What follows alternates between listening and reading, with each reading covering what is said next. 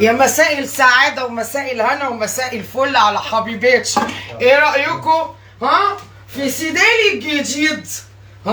ابو اليونسي جابولي هدية عشان النهارده عيد ميلادي. يلا بقى، انا عايزه كله يقول لي كل عام وانتي بخير وكل سنة وانتي طيبة يا احلى بومبا في الدنيا كلها. عاملين ايه؟ عايزه افرح النهارده واطير وارفرف في الفضا واهرب من الدنيا الفضا.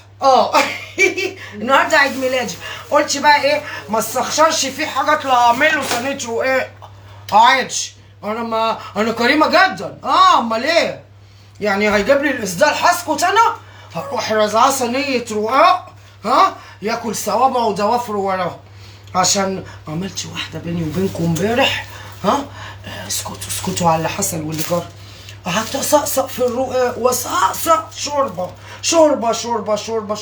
جينا بقى نفطر لقينا الرقاق عباره عن ايه؟ لوزه كده اهو او النبي. ايه رايكم فيا وانا حلوه بالاسدال؟ جميله صح؟ وجميله عليا وهياكل مني حته. لا يخليك يا ابو اليونس تحرمش منك. يلا عيد ميلادي النهارده 16/3. قولوا لي كل عام وانتي بخير، وقولوا لي كل سنه وانتي طيبه ومعانا، وربنا دايما يبقى مجمعنا مع بعضينا في الخير وفي الكلمه الطيبه وفي الحلو والحلو ما يبقاش فيه وحش ابدا. ربنا يبعد عننا الوحش ويبعد عننا الحزن ويبعد عننا كل شيء وحش يا رب، انا وانتوا كل الدنيا، اللهم امين. يلا بقى فرحوني، اعملوا قلوب واعملوا شير لللايف وظبطوا الدنيا كده، مش هوصيكم. استنى اما اجيب قلت ايه بقى؟ ما انا ما لحقتش افك ايه لحمه مفرومه. قلت عادي اعمله له بالجبنه ما يجراش حاجه. هيقول لا؟ مش هيقول لا، انا كده عامله اكل، عامله النهارده كفته برز. انتوا بقى عاملين اكلات ايه؟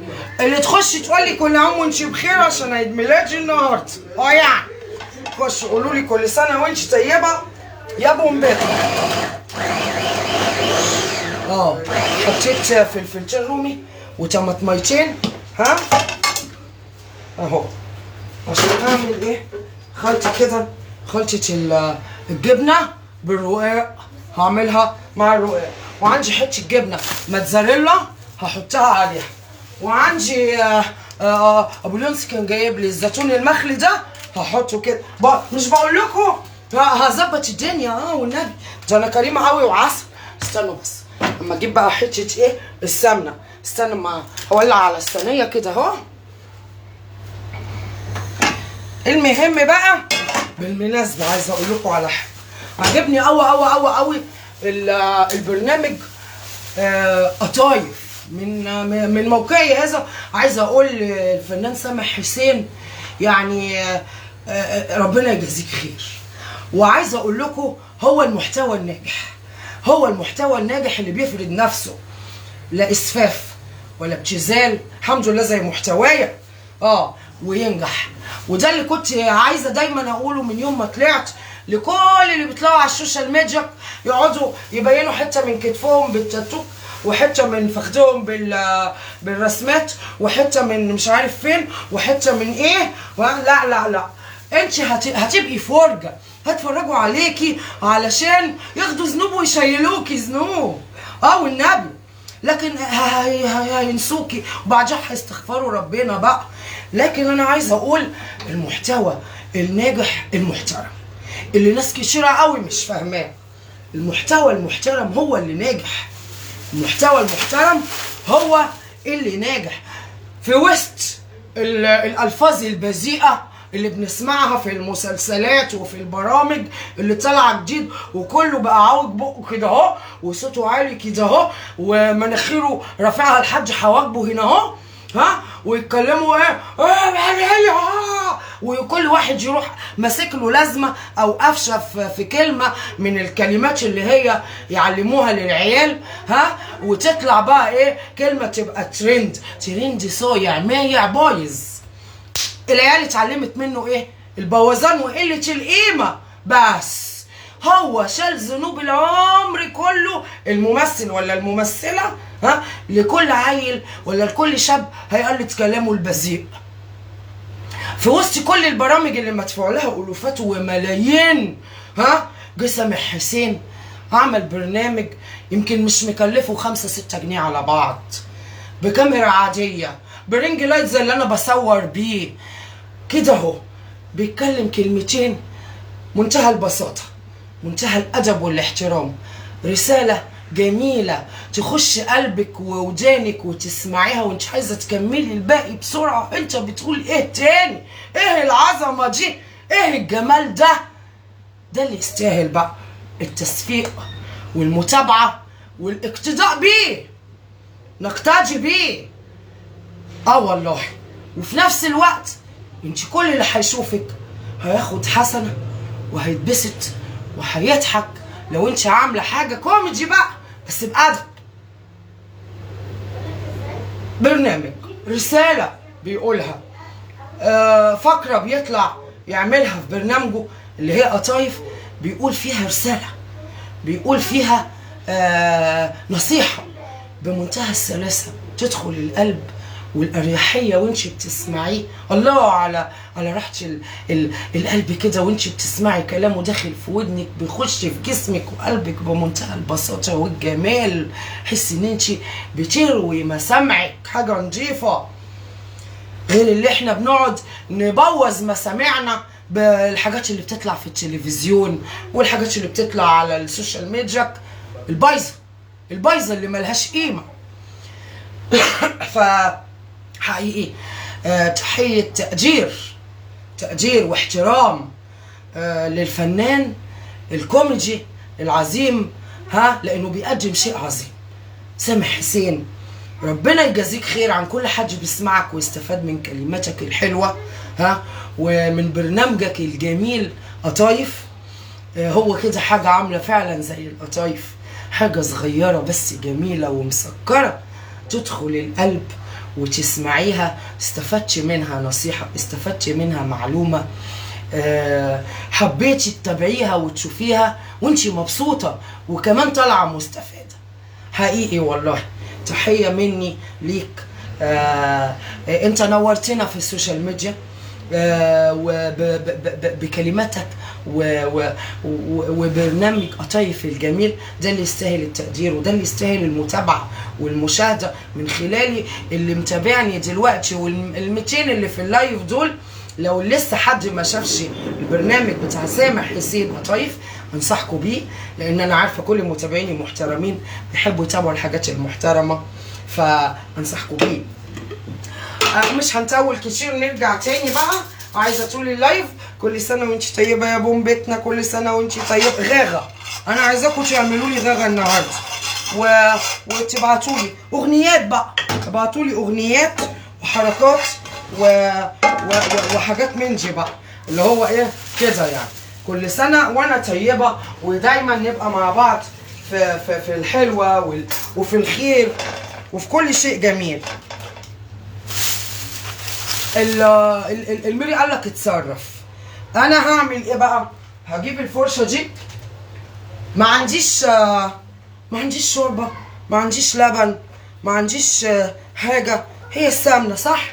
هنعمل ايه عادي جدا، هدهن الرق بالسمنه حلو كده، وما عنديش لبن، بشويه ميه اهي اهو، بس عادي جدا شويه ميه وتروحي حاطه، وهيطلع احلى رقاق وهتشوف.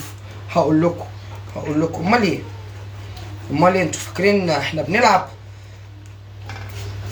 هعمل لكم احلى صينيه رقاق، بس انتوا خليكم معايا كده، واللي يتكسر عادي مش مشكله، هو كل ده هيمسك في بعضه لما هيطرى، هيمسك في بعضه، احنا ولا يفرق معانا شيء. شويه ميه، معلقه السمنه، وكله تمام.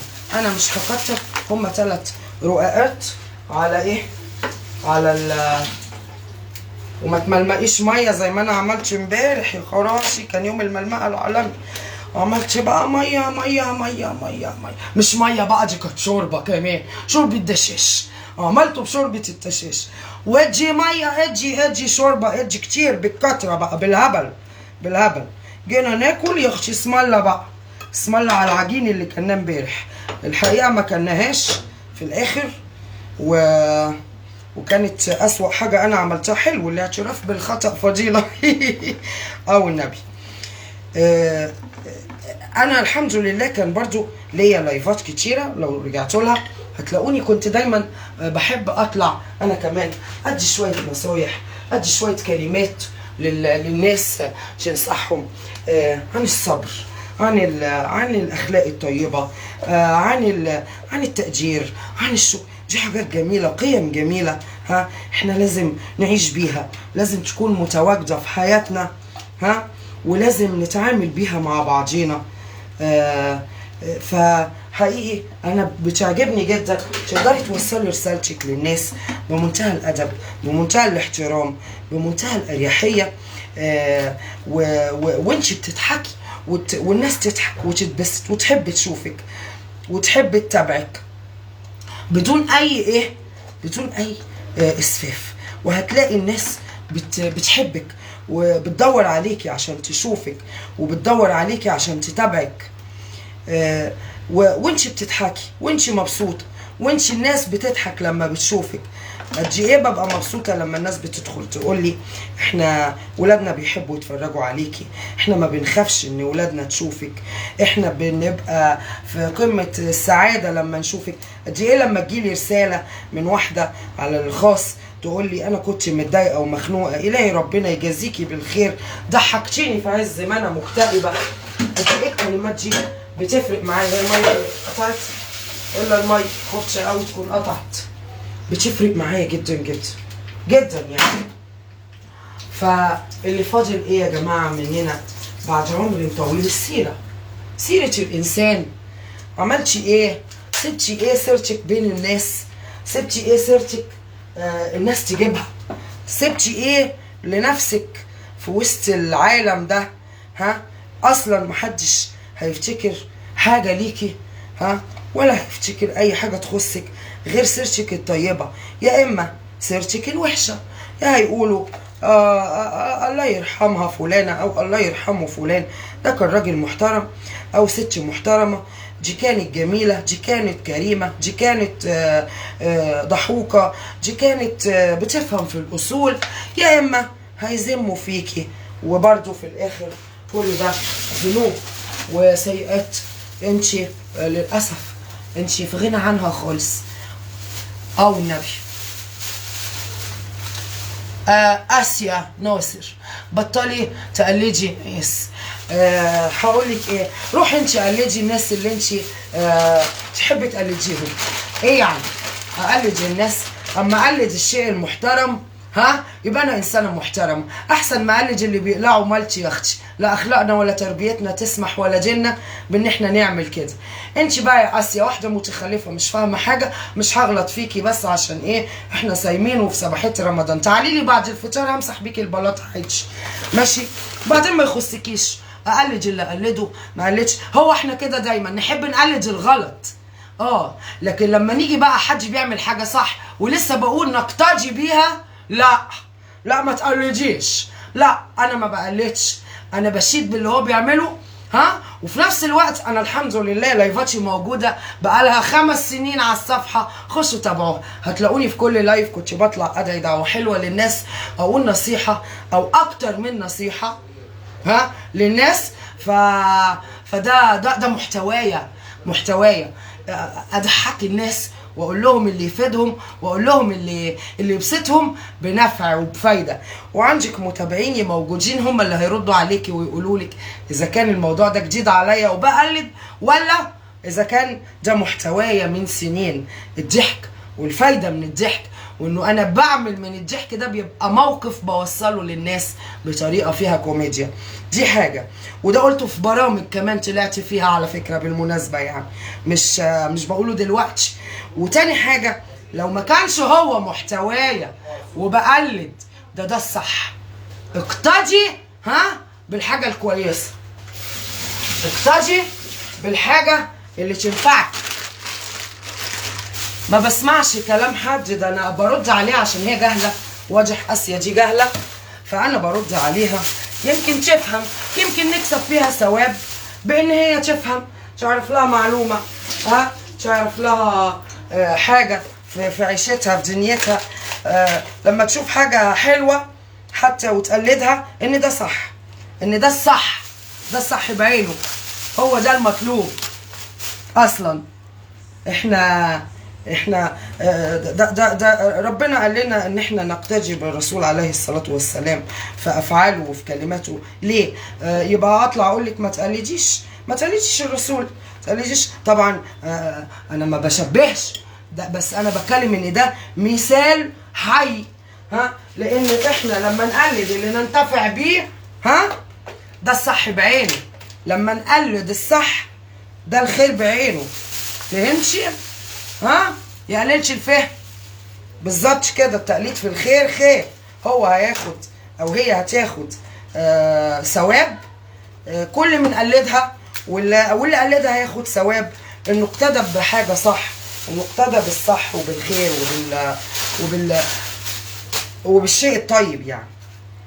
وبعدين احنا لينا امثله كتير نقتدي بيها، واي شيء طيب نقتدي بيه ده بيبقى في ميزان حسنات الانسان اللي اقتديتي بيه واللي عملتي زيه، وفي ميزان حسناتك.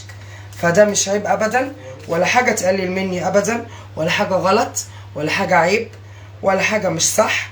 ده عين الصح، ده عين العقل، يقللش العقل والفهم والادراك. متهيألي كده انا حلو كده مش بغلط. ده انا بقول اللي هي وضعها في عيني، هي مش فاهمه ومش مدركه، فانا بقول لها بفهمها. طبعا انا خلصت صينيه الرواق وانا بكلمكم اهو، هدهن وشها. بنت اختي كركر قالت لي معلومه علشان اهبطها قبل ما احطها في الفرن. نسيت اولع الفرن يا بنات، استنى ما اولع الفرن عشان يسخن شويه. قالت لي ولع عليها البوتاجاز اهي كده اهو، صح كده اهو. قالت لي ولع عليها البوتاجاز من فوق هتهبط خالص اهو. استنوا بس اولع الفرن يا بنانيت، استنى. ولعنا الفرن، شيل طاسه الزيت دي اهو، احطها هنا. قالت لي هتهبط خالص اهي. بس انا عامله بقى شويه كفته بالرز، اقول لكم شويه كفته بالرز الحلوين دول. كفته بالرز، كفته برز اخر حلاوه واخر عسل. الفانه وشفا على قلب اللي هياكل، وعلى قلبنا وعلى قلبكم يا رب. انتوا بقى قولوا لي، انتي وحشتيني يا رب، سترك ورضاك، وانتوا والله وحشتوني. لسه هعمل الرز. طبعا انتوا عارفين انا اللهلوبه بحب اخلص من بدري. حمرت الشعريه اهي، حمرت الشعريه ونقعت الرز، والوقت قرب يقذف. هعمل بقى طالما الرز منقوع ما ياخدش منك ربع ساعه على النار قبل الاذان، عشان احنا بنحب ناكله سخن. لو انتي بتقلدي في الخير بالنسبه لها ده غلط. لا هي صح لما تخش ترازي خلق الله بكلامها، هي صح، شايفه نفسها صح. بقول لك كل واحد الله يعينه على دماغه وعلى تفكيره. ما حدش بيحب لحد الخير الا من رحم ربي، الا قله قليله.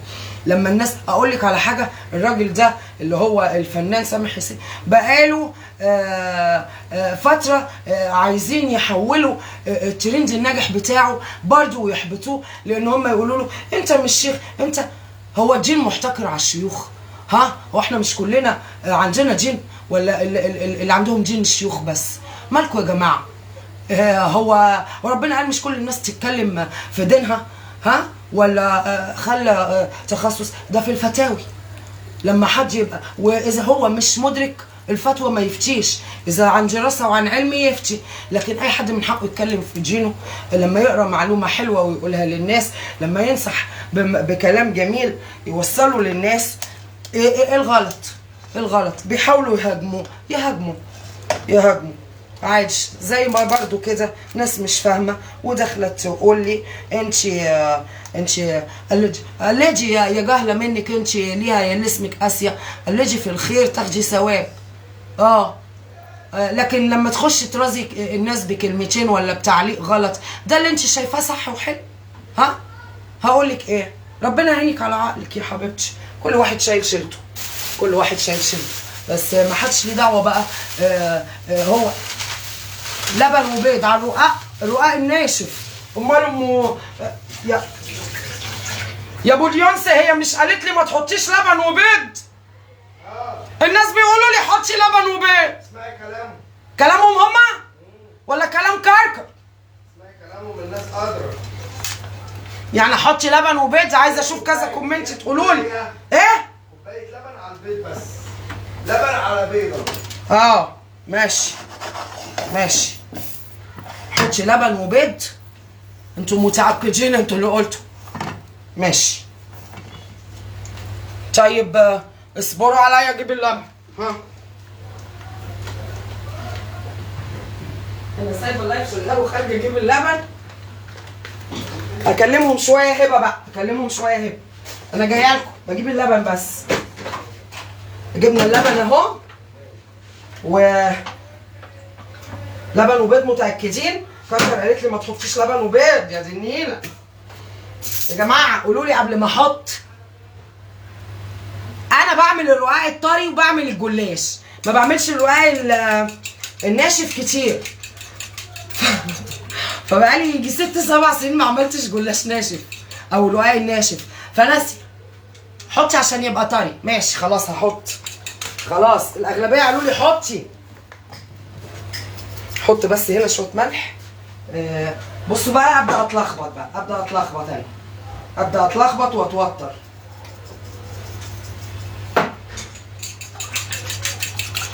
ايوه وبعدين بيض؟ لا ايوه، في ناس تقول لبن وبيض كتير اهو. ارسلكوا على حل يا جماعه، هعمل ايه؟ شويه شوربه؟ مفيش شوربه. حط اهو. انتوا اللي قلتوا بقى، انتوا اللي قلتوا. وايه؟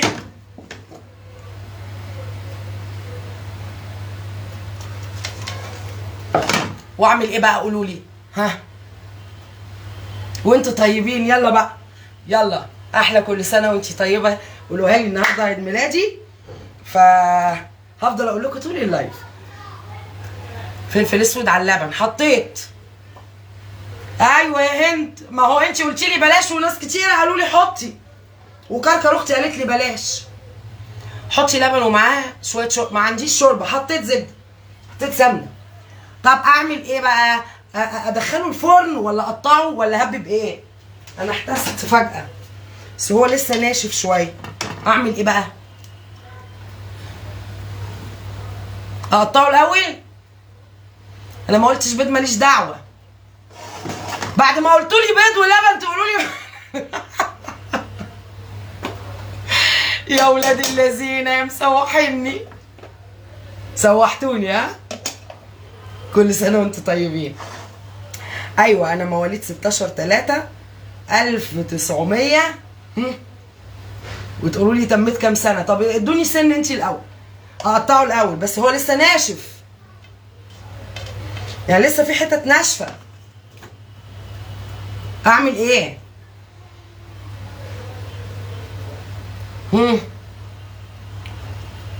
ادوني بقى، انتوا تدوني كام سنه؟ انا النهارده عيد ميلادي 16/3. قولوا لي بقى تميت كام سنه؟ ادوني انتوا. شوربه وسمنه، وممكن تحطي مع الشوربه حبه لبن. اقطعه وهو ناشف يا جماعه؟ ما هو ناشف لسه، ملحقش يطرى يعني. لا في حتت طريت اهي. يا رب بس ما يبقاش زي امبارح. ده امبارح كان يوم يعني كنت محرجه احراج، بس يعني ابو اليونس مش غريب.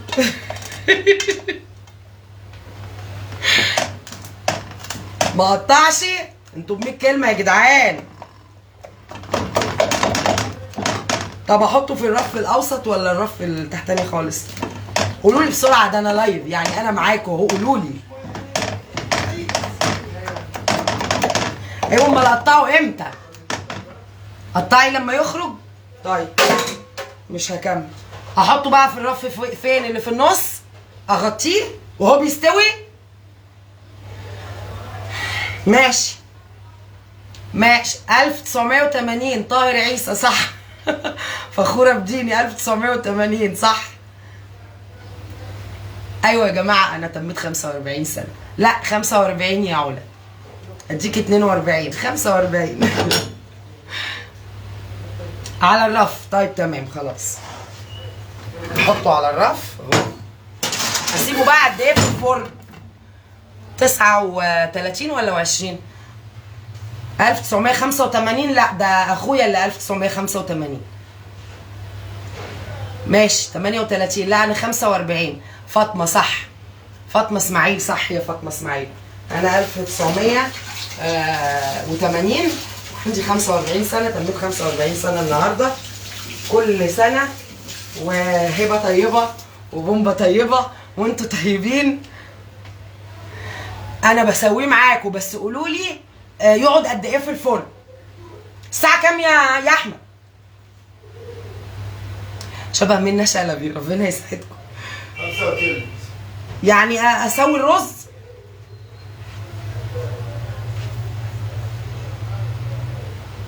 العمر كله يا رب. شكلك اصغر. لا ده انا بحس اوقات ان شكلي اكبر من ال 45. وايه رايكم في الاسدال اللي احمد اخويا بصراحه جابهولي؟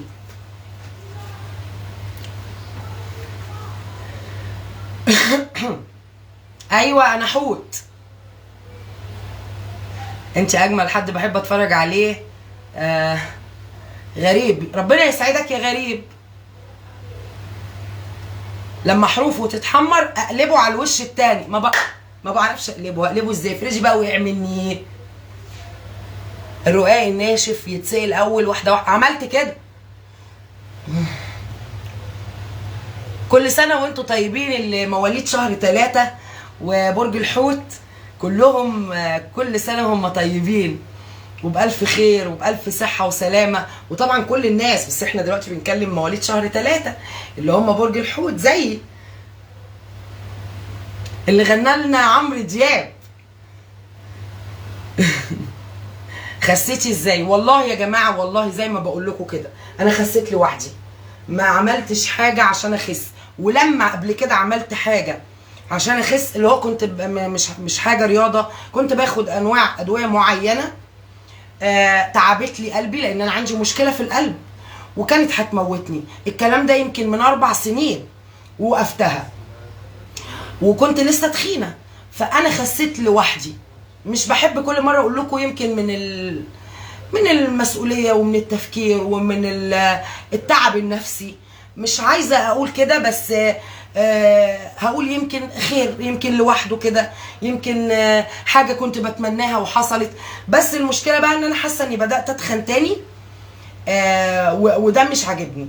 انا نفسي اصلا اخس عن كده شويه كمان. يعني انا مثلا كنت 92 ولما بدات اخس وصلت لل 81 وال 80. فانا نفسي اوصل لل 75. انا نفسي اوصل بقى للرقم ده. فانا حاسه اني اصلا بدات اتخن شويه كمان عن الفتره اللي فاتت. فانا مش حابه ده، انا حابه اخس اكتر. كنت اصلا كل سنه وانتم طيبين وكل سنه وكلكم بخير ودايما اخوات ودايما معايا ودايما بحبكم ودايما بتحبوني. و يعني تعدي علينا سنين وسنين وكلنا بخير وصحه وسلامه وسعاده وفرحه ودايما مع بعض. ربنا يديم ما بيننا المعروف والمحبه والاخوه والصداقه ونفضل دايما كده. انا بومبا او هبه اللي حبيتوها وارتبطتوا بان انتوا تشوفوها باستمرار وتطلع تتكلم معاكم، وان انا دايما زي ما بتقولوا لي بتحسوا ان انت واحده مننا، شبهنا، لان انا منكم فعلا. ويمكن انتوا احسن مني بكتير.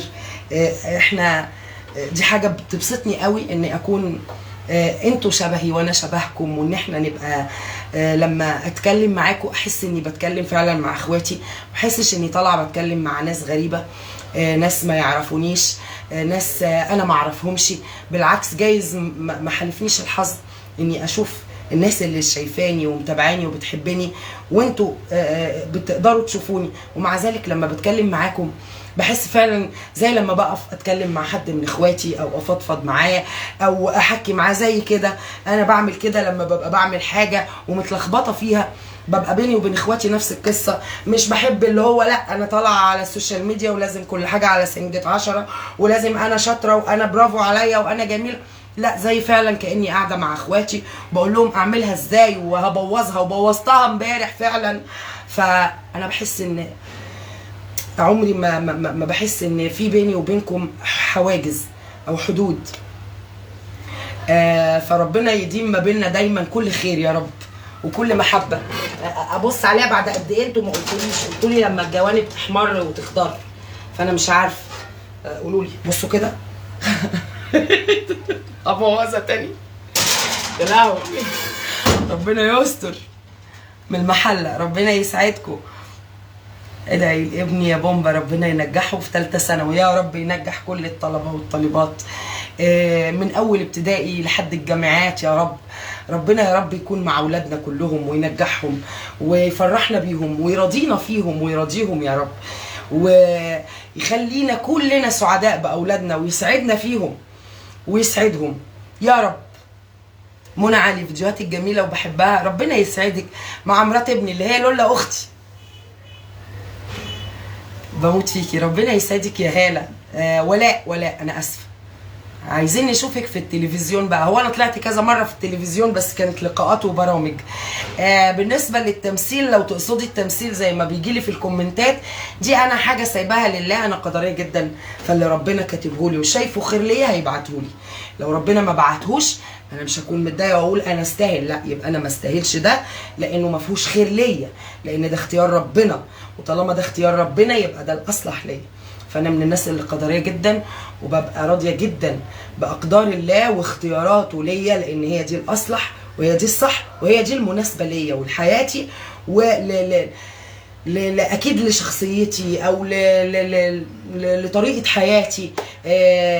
الخير هو ده اللي انا ممكن اكون فاهمه انه خير، ممكن ما يكونش فيه خير ليا.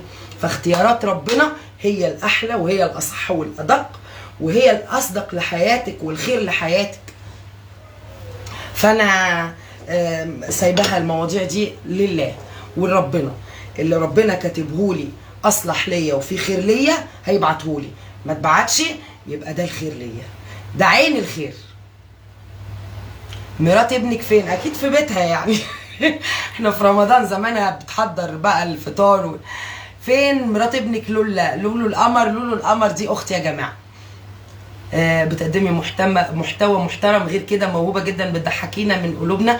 ده بالنسبه لي هدف عظيم وكبير، وحقيقي انا ربنا رضاني بده، بانه انا من يوم ما طلعت من 6 سنين لحد اللحظه دي كل الناس اللي بتدخل لي، سواء اللي اختلفوا معايا او اللي اختلفوا في شخصيه بومبا او اللي حبوها، محدش فيهم اختلف على محتوايا نوعه ايه، غير انه هو محتوى هادف، محتوى محترم، محتوى محبوب وبيضحك، مع اختلاف اراء الناس في شخصيه بومبا. في ناس بتحبها جدا جدا ودي الغالبيه العظمى، وفي ناس اوقات بتحس لا ان دي دمها تقيل، ان دي راجل. فانا دي على عيني وراسي، بالرغم من اني ضد قله الذوق، ضد ان الانسان يقول رايه بقله ذوق او يجرح حد، لكن على عيني وراسي اللي شايف ده يقدر ما يتابعنيش، اللي شايف اني راجل دي ما بتزعلنيش. انا بطلع وبرد بمنتهى الاريحيه ان انا ست، وانه ده يشرفني ان اطلع الناس تفتكر اني راجل. ده معناه انه انا نجحت كست محترمه، نجحت كست مش طالعه تمايص واتدلع واعمل اغراءات عشان الناس كلها تعرف اني ست. لا بالعكس، دي حاجه بتفرحني جدا. الكومنت ده الوحيد اللي عمره ما ضايقني، اللي في ناس شافته سلبي انا شفته ده ايجابي وناجح، فده عمره ما زعلني خالص.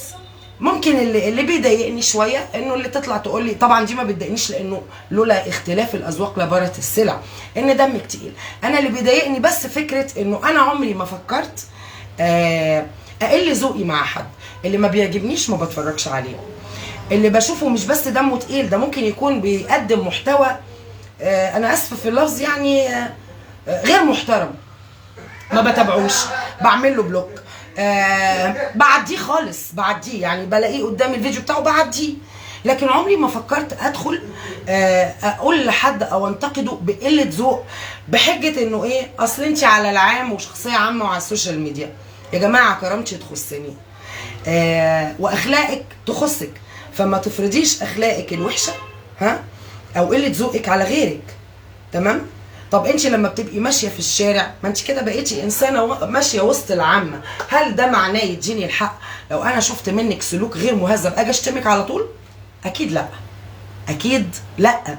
واقول لك اصلك ماشيه في الشارع، ماشيه في العامه اهو وسط العامه، لا مش من حقي، مش من حقي انتقد بقله ذوق.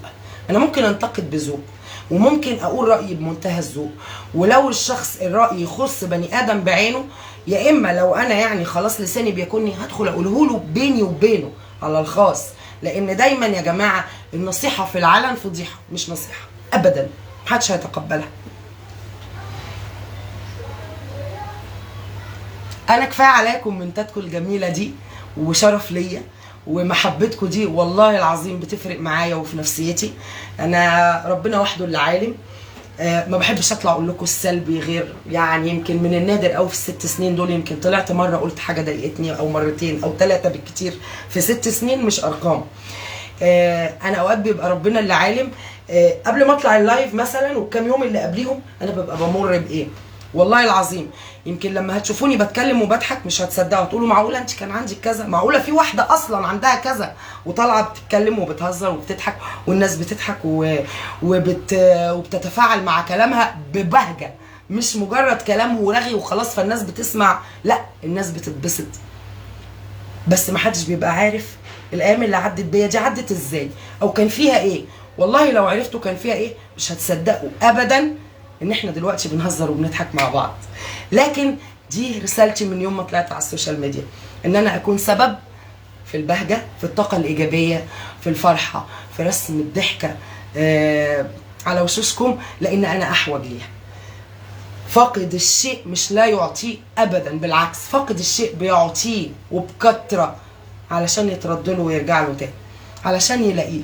فاقد الشيء يعطيه عشان يلاقيه، صدقوني.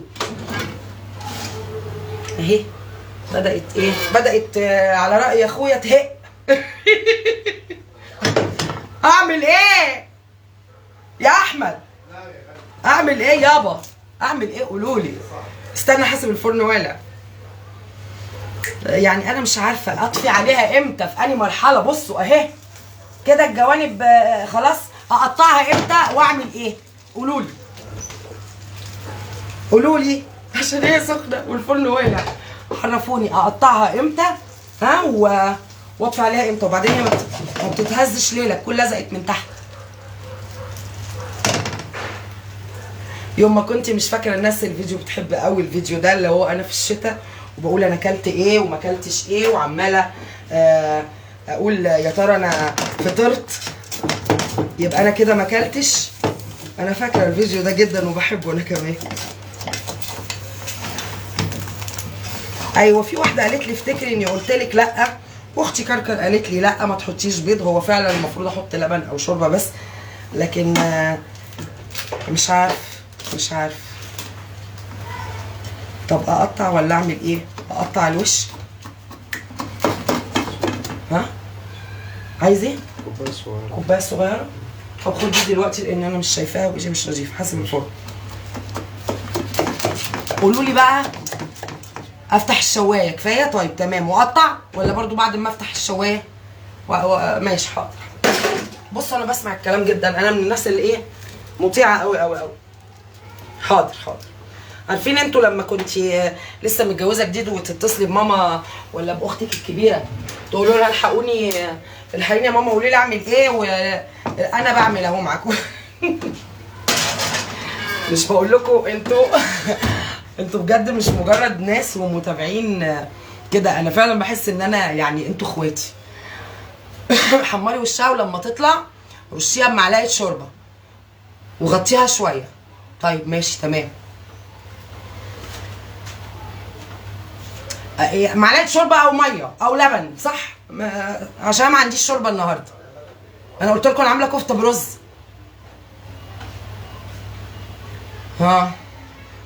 استنى عليها. طب واقطعها امتى؟ انتوا ما قلتوليش مرحله التقطيع. طب هي هتطرى من فوق ولا هتنشف؟ ولما تطلع حطي صينيه على الوش عشان تطرى. طيب ماشي، انا هبقى مراقبه اهو، انا معاكم، انا معاكم. يا رب بس ما تحرقش عشان انا ببقى مدهوله. حاضر حاضر. انا صدعتكم. طب انتوا ما قلتوليش هتعملوا اكل ايه؟ فاتن علي، ربنا يسعدكم. ربنا يسعدك يا فاتن، حبيتك العافيه يا رب. قولوا لي بقى تعملوا اكل ايه عشان اغش منكم لو حاجه تنفع اعملها بكره. احنا ال 15 يوم دول او 16 يوم، كل سنه وانتم طيبين طبعا. يعني احنا عملنا متهيألي كل الحاجات اللي ممكن نبقى مثلا بنعملها خلال السنه كلها عملناها في ال 15 يوم دول. فكل يوم ببقى محتاره بقى ابدا اعمل اكل ايه بكره. ببقى واقفه بعمل اكل النهارده واقول طب هعمل بكره ايه. لما تبرد اقطعها. طيب تمام. فانا عماله بقى خلاص، انا حاسه ان انا في ال 15 يوم دول عملت بجد الاكل اللي ممكن طول السنه يبقى ايه بنعمله على خلال السنه كلها. ادهن وشها. لا خلاص هتعملي سمك ومشاهد، والله نفسي فيه، والحاجه الوحيده فعلا اللي ما عملتهاش في رمضان. وهبدا بقى اجيب بصراحه بقى، نفسي رايحه بجد، هبدا اجيب فسيخ علشان العيد قرب. كل سنه وانتم طيبين. انا بحب اجيبه من الفتره دي. ليه؟ علشان انا عارفه ساعه العيد بيبقى ضغط طلبات وحجوزات وكلام من ده. فانا هبدا اجيبه من اليومين دول. طبعا انتوا عارفين انا بجيبه منين. خلاص انا معتمد عندي فسيخ، فهجيب منها الفسيخ بتاع ميرا الخطيره. ولما اجيبه هطلع فيديو واوريكم، او هعمل لايف واطلع اوريكم. هجيب الفسيخ بتاعي او الرنجه بتاعتي من الفتره دي، في خلال الفتره دي، لانه خلاص اسبوع والتاني خلاص العيد، فالدنيا بتبقى زحمه والاوردرات بتبقى زحمه زياده عن اللزوم والكلام ده كله. فانا مش عايزه استنوا كده اما اوريكم حاجه. اوريكم حاجه قبل ما كده تمام صح ولا اسيبها شويه؟ قولوا لي. كفته رز مع رز، انا كمان عامله النهارده كده متهيالي تمام. يبقى انتوا قلتوا لي شويه لبن اهو، لبن، احط لبن على الوش واغطيها صح؟ انتوا اللي بتقولوا. نسيتيني السلطه هقوم اعملها، وانا هخلص اللايف واقوم اعملها اهو كده كده. قولوا لي بقى انا اللي بعمله ده صح ولا انتوا بتورطوني؟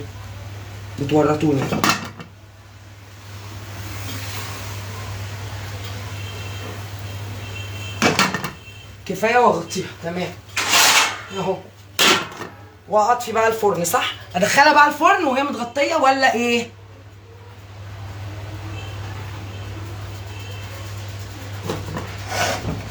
عايزه اعمل الرز علشان الوقت فعلا زي ما بيقولوا كده ازف، على راي والدتي الله يرحمها.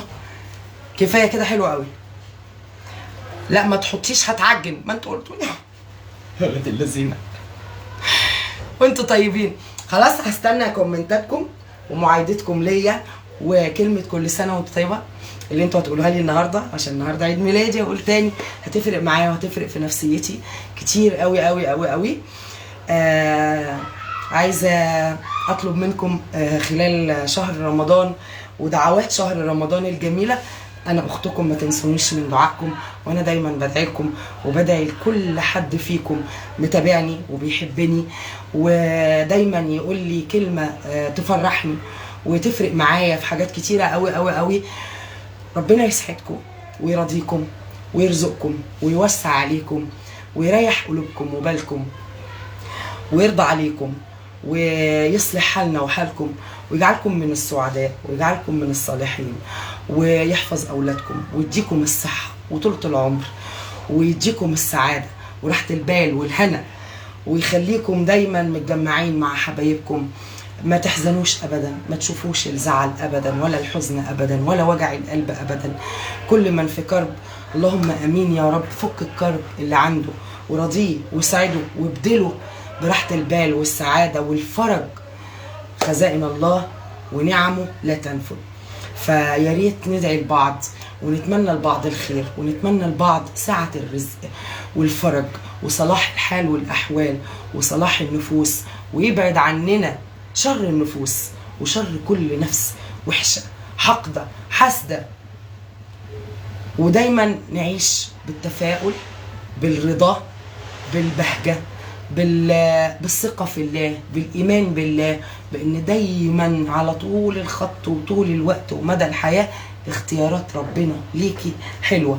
مهما كنتي شايفة ان اللي انتي فيه ده مش حلو، هتعرفي الحكمة بعدين وممكن ما تعرفيهاش مدى الحياة، بس تأكدي ان اللي انتي فيه ده احسن بكتير يمكن من اللي كنتي بتتمنيه. تعرفيش كان ممكن يبقى انتي في ايه او يحصل لك ايه. فاللي تشوفيه صعب او كرب انتي بتمر بيه دلوقتي، اعرفي انه ده ليه اسباب كتيره قوي قوي قوي مهمه انتي مش مدركاها، وربنا ليه حكمه كبيره ليكي انتي برضو مش مدركاها.